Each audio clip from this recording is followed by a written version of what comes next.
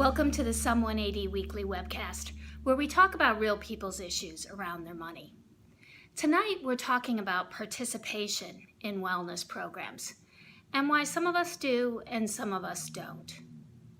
Recently, new research was published in the Harvard Business Review that addressed this exact question. You won't be surprised to learn that 79% of the participants who are active in their wellness programs are also satisfied with those programs, as compared to only 41% of those who are non-active being satisfied with the wellness programs. Those who are participating are also more likely to stay with their employers and more likely to refer someone to the company.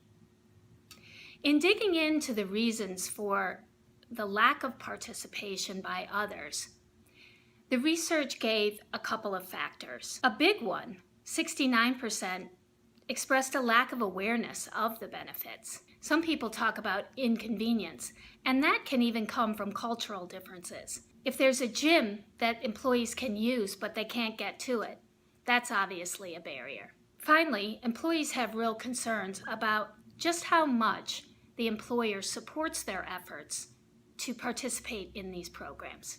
As we usually do, we ask the Some 180 community to chime in on the issue. As you can see here, we asked them, when do you typically deal with wellness? And you see that 51% said on their own time. 37% said they don't deal with their wellness programs because they don't have enough time. Only 6% said my employer gives me time. That made us curious.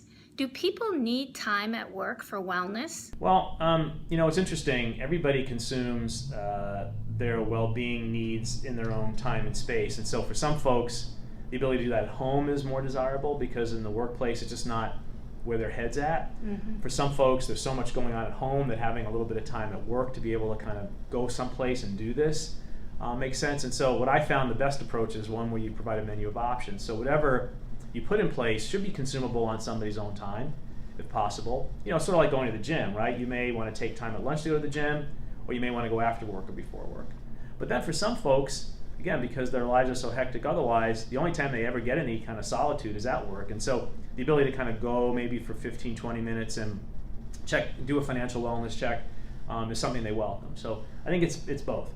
Here are a few tips to help make more time at work, both for employers and for employees.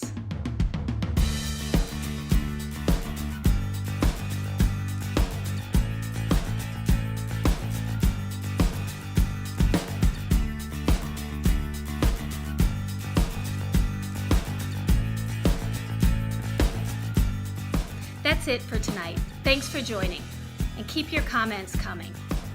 Together at Some 180, we're making dealing with your money simple and doable.